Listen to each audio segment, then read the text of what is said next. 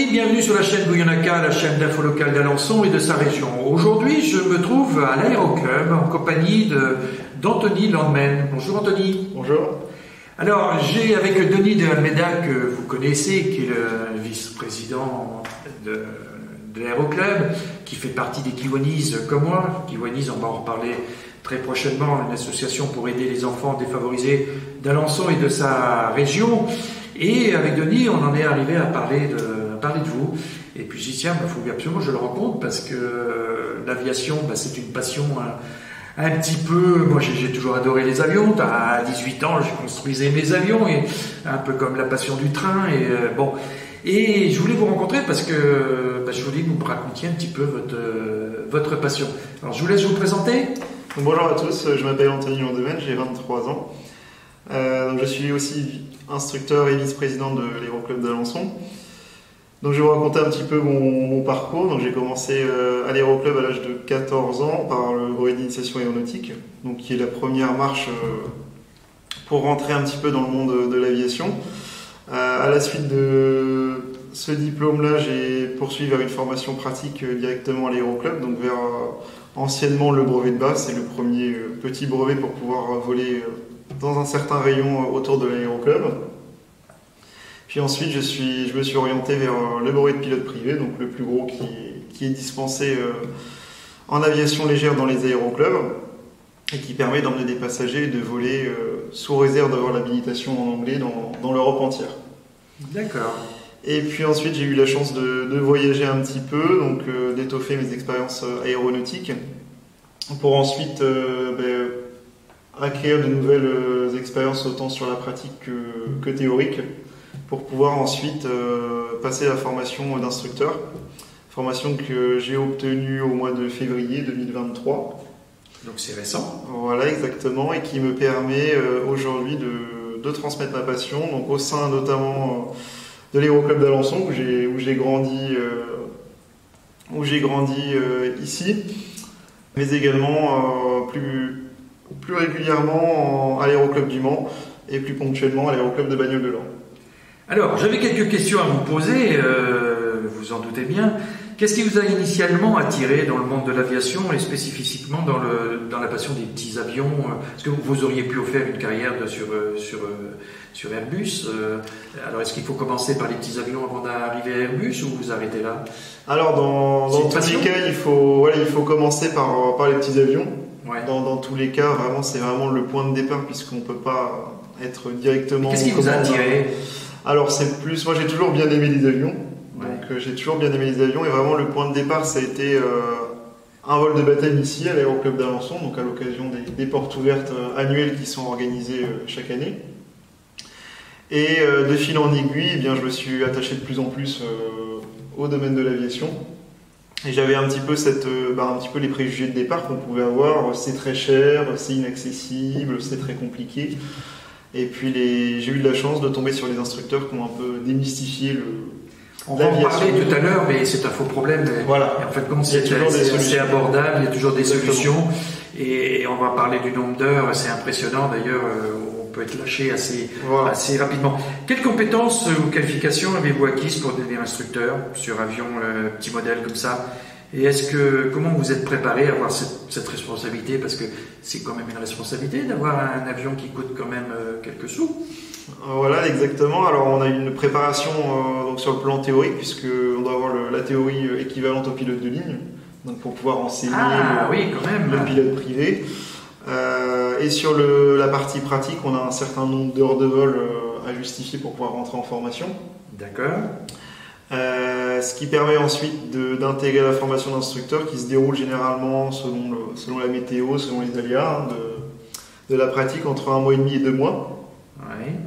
Où on est vraiment préparé à former un élève de A à Z.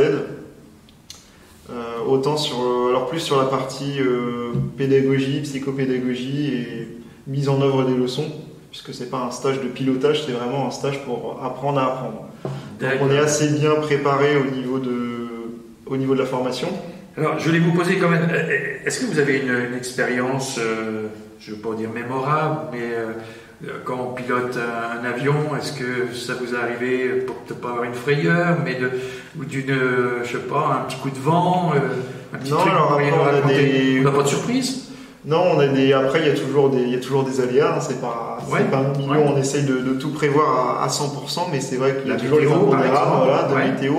Un coup de vent qui peut arriver. Donc moi, c'est vrai que la première, on va dire, expérience un petit peu mémorable qui m'a un peu marqué, c'était la première fois où j'ai pas pu revenir me poser à Alençon, donc à cause de la météo. Où vraiment c'était le matin. Pas prévu au programme. Non, c'était en retour de vol de nuit, c'était dégagé sur tout le Grand Ouest et puis sur Alençon, vraiment du brouillard pile sur le terrain. Donc pas possible d'atterrir. Pas possible. Donc vous avez atterri où là? Et bien du coup j'ai atterri à Laval. À Laval. On a fait demi-tour et donc c'est vrai qu'on est préparé, on applique les méthodes apprises lors de la formation, mais c'est vrai que sur le coup ça fait toujours un petit. Alors comment vous partagez votre passion là? Comment vous la partagez avec vos amis, parce que vous êtes instructeur, donc c'est-à-dire vous avez des étudiants. Voilà, exactement, on a des élèves. Alors après, à titre privé, je ne fais pas que de l'instruction, je pilote également pour moi quand même. Donc on emmène la famille, les amis. C'est vrai que c'est assez sympa de pouvoir partager cette passion, bien sûr, même en dehors de l'instruction. Alors je parlais de vous hier à quelqu'un qui me suit sur mes chaînes. Bonjour Alan, il va se reconnaître. Alors d'ailleurs, il est de Bordeaux, dans la région, parce que j'ai du monde qui doit être partout, c'est dans la région de Bordeaux. Et alors, une anecdote, parce que chocolatine et pain au chocolat, vous connaissez la différence? C'est par rapport à la région? Oui, alors eux ils disent chocolatine et nous on dit pain au chocolat. Alors voilà, c'est ce qu'ils disent, on parlait de ça, parce qu'il me posait la question et j'étais incapable de lui répondre. Et il voulait savoir combien d'heures de vol, combien que ça coûte, et les degrés justement par rapport à votre qualification, pour savoir où c'est qu'on peut aller. Est-ce que demain on peut aller à Bordeaux, au Portugal Alors il existe principalement deux gros brevets en aéroclub, le LAPL et le PPL, qui est la licence de pilote privé, la plus haute dont on a parlé tout à l'heure. Alors le premier, le LAPL, se réalise dans un minimum de 30 heures. D'accord. Et dans cette formation à l'APL, on peut intégrer le passage de ce qu'on appelle un ABL, une autorisation de base, qui permet de voler tout seul autour de l'aérodrome. Donc ça se fait vraiment dans le cadre d'un LAPL, qui se passe en 30 heures. Une fois l'obtention du LAPL, on n'a pas tout de suite les mêmes privilèges que la plus haute, le PPL. C'est-à-dire qu'on peut pas emmener tout de suite des passagers. D'accord, il faut un minimum de 10 heures après l'obtention du brevet. Oui. Contrairement à la plus grosse licence, le PPL, qui s'obtient en minimum 45 heures, où là on a directement les privilèges d'emport passager, afin de directement pouvoir emmener ses amis, sa famille, sans heures supplémentaires. Est-ce que ça a un coût quand même Est-ce qu'on peut parler un petit peu finance ou pas? Alors au niveau des quelqu'un finances, demain qui voudrait apprendre à voler, un jeune qui a 14, 15 ans, 16 ans. Voilà, alors le coût, c'est vrai qu'il est assez variable, on peut donner que des fourchettes puisqu'il est assez variable selon les régions de France, le nombre d'heures et puis ainsi de suite. Selon les avions, une grosse etc. Grosse fourchette. Est-ce que donc en grosse fourchette, donc nous à Alençon ici, on a la chance d'avoir un tarif relativement bas, donc il n'est pas pour la moyenne puisque c'est quasiment le moins cher de France à vérifier. Donc nous ici, on est une centaine d'euros par heure de vol. Mais au niveau national, la moyenne nationale, si je me trompe pas, il y a 2 mois, c'était environ autour de 140 euros. Après, ça reste des minima, donc ça dépend de chaque élève. 3 000 euros, 3 5, 3 500. 3 500 euros. Alors, combien on peut être lâché? Il y a des bourses complémentaires qui permettent de réduire la... Plus, ouais. Combien on peut être lâché au bout de combien de temps? Alors, il n'y a pas vraiment de minimum, c'est une fois qu'on a fait toutes les leçons de base avec l'élève et qu'il est suffisamment à l'aise pour pouvoir prendre l'avion et faire un tour des pistes en autonomie, sans nous. Après, généralement, pour une progression normale, on va dire en campagne où l'espace aérien n'est pas très complexe, d'accord, l'espace aérien n'est pas contrôlé, il n'y a pas de zone spécifique, il faut compter entre 10 à 14 heures, d'accord, en gros une grosse dizaine d'heures. On pourrait être lâché tout seul. Oui, exactement. Mais alors, attendez, vous avez entendu? Non, mais on va dire 14 heures pour prendre large. On pourrait piloter un avion tout seul au bout de 14 heures. Alors on prend une voiture, mais Mais c'est au bout de 20 heures ou 30 heures. Et là, un avion, donc ça veut dire que ça se conduit aussi facilement qu'une voiture. Alors après, c'est pas exactement ça, mais pendant le lâcher, en fait, on va vraiment lâcher l'élève pour un tour de piste. Ouais. Donc vraiment, ce qui précède le lâcher, on a fait déjà 1 heure, 2 heures, 3 heures de tour de piste intensif pour vraiment valider Et ensuite, quand on va attaquer la partie navigation, donc apprentissage de la navigation, il y aura dans un deuxième temps un lâcher de navigation de manière autonome. Donc là, ça viendra dans un deuxième temps, un peu plus tard dans la formation, pour vraiment être capable de prendre l'avion, l'emmener quelque part et faire un aller-retour. Ah, c'est abordable, c'est facilement... Ah oui, c'est abordable. Après, ça demande un travail au niveau de la théorie, puisqu'il y a quand même de la théorie à passer, d'accord, au niveau de la Direction Générale de l'Aviation Civile, qui demande un certain niveau dans les matières. Donc faut aller, il y a plusieurs degrés de permis pour aller, si demain je dis est-ce qu'on peut aller à Bordeaux? Ah oui, on peut y aller sans problème. Avec du monde? Oui, on peut y aller, à partir, après ça dépend de la capacité de l'avion, mais on peut partir à 4 à Bordeaux, il n'y a pas de... Et ma dernière question, quels sont vos projets, vos objectifs futurs en tant qu'instructeur sur un petit avion, un petit modèle? Et comment vous envisagez-vous de continuer à développer votre passion dans le futur?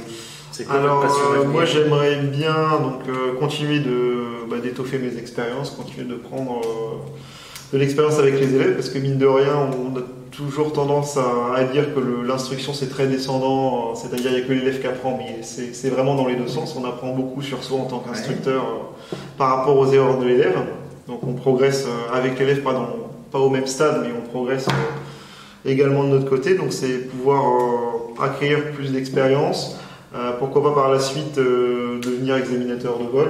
D'accord, alors ça n'interviendra pas tout de suite puisque c'est avec un certain nombre d'heures de vol, mais vraiment continuer dans cette filière d'instruction, c'est vraiment quelque chose qui est très intéressant. Et prochainement, on va faire c'est pas une porte ouverte parce qu'il y a une porte ouverte sur le mois de septembre-octobre. Alors il y a les portes ouvertes nationales qui sont le 13 et 14 mai. Donc, 13 et 14 mai. Donc les personnes peuvent venir faire des baptêmes de l'air, découvrir, venir à notre rencontre, discuter. Donc il y aura un avion électrique.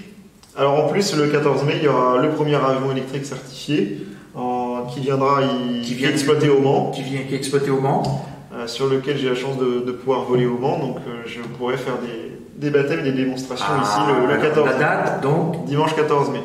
14 mai. Bon, vous retenez bien la date en espérant qu'il n'y ait pas d'aléa météo. Alors si tout va bien, tout à l'heure, le président Patrick,